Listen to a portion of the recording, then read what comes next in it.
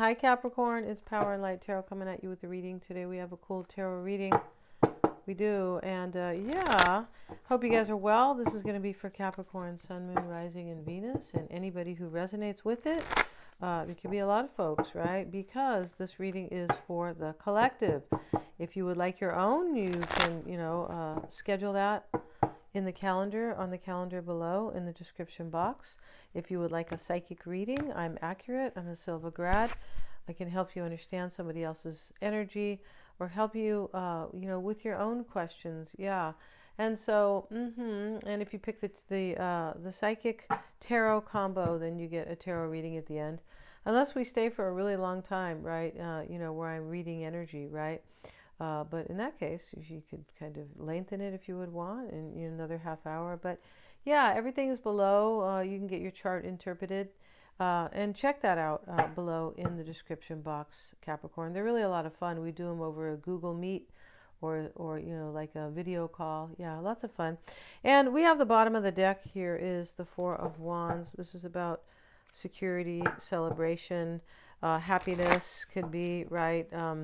Yeah, and so these two women, they've gotten married or they're celebrating something. They look like they got married. Hey, more power to them.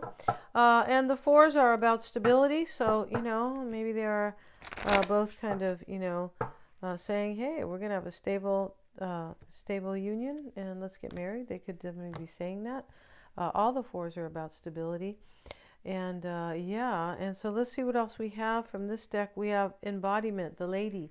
So this is about the high priestess, really. It is the number 9, and it is a completion. So somebody is trusting their intuition. They are embodying this lady who is the high priestess. So she holds, it's kind of like the world card a little bit, but she holds, all the elements here, the sword, the cup. Yeah, she does. She has a candle here. I don't see her pentacle, but this is still saying the same thing. It really is embodying all these divine qualities for sure. The swan is here.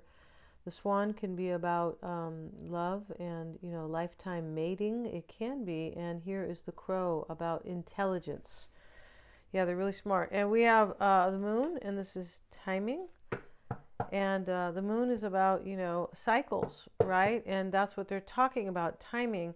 And here's the hare jumping over, it's really kind of jumping over the moonlight. This doesn't even look like maybe it is a brook or a river, but it looks like the light of the silvery moon. And the hare is jumping over there. It could be something really changing that is in your favor. This is about favorability, this this hare or the rabbit, right? And here is the owl. So there's something that is, somebody is embodying some very intelligent or intuitive energies, intuitive qualities. They are trusting their intuition. They could be really, maybe this is also emotional. The moon talks about your emotions in the 4th house of your emotional support system. It definitely does. Can talk about family and things like that. But this is about somebody who is like trusting their intuition here for the timing of something, beautiful.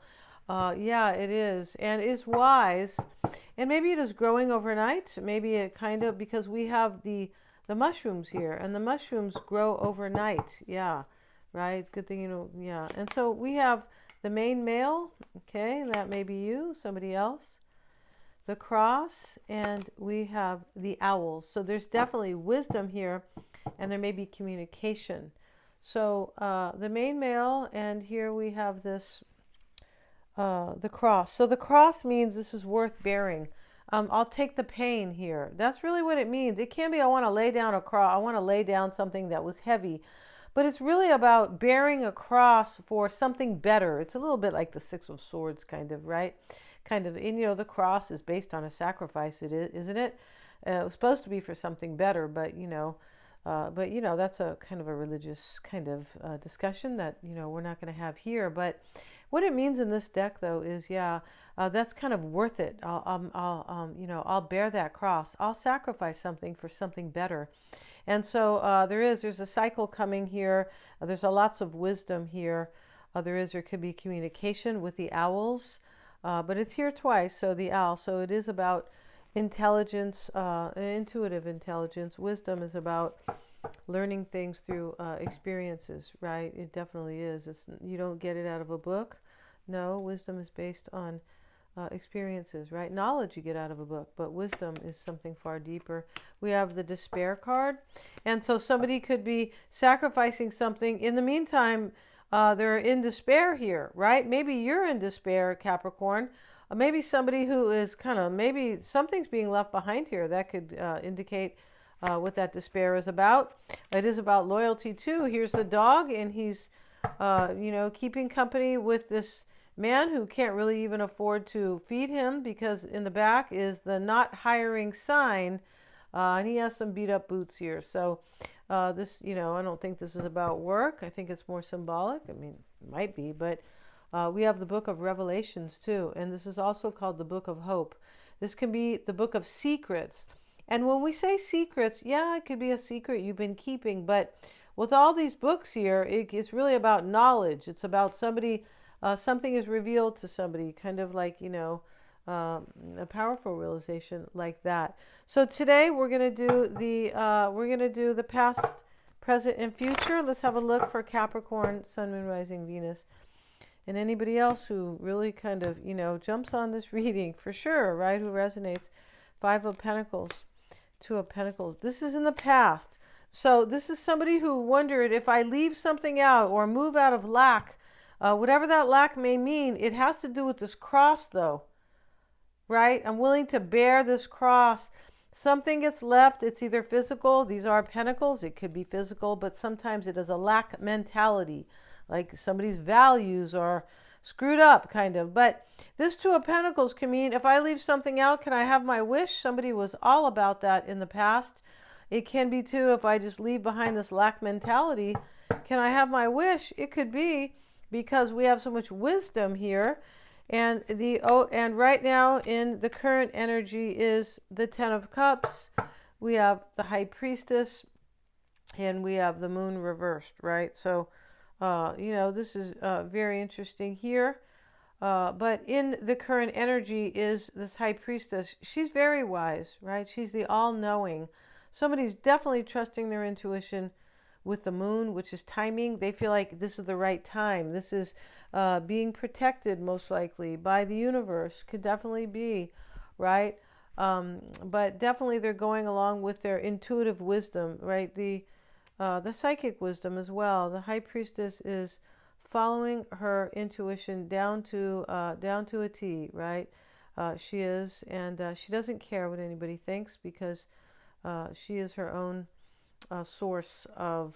She follows her source energy, right? She's connected to source energy, right? Which is really your soul, and the universe, right? Let's see what we have. King of Cups and the 9 of Wands. So here we have, in the current energy, somebody intuitively is going after their happily ever after. And they've thought about it in the past here. They did, but they're intuitively doing that. Here's the Moon reversed. So in the current energy, there could be a Cancerian here, especially with the King of Cups. But this can be, I was confused before. I'm trusting my intuition now. And somebody with the embodiment card, of course, they're trusting their intuition. Now they are embodying all the qualities of the High Priestess. It's showing up here. It's being confirmed. So, this can be a secret comes out. It could be, we did have the Book of Secrets. Sometimes this is a secret. This book is closed. It even has like a lock on it, right?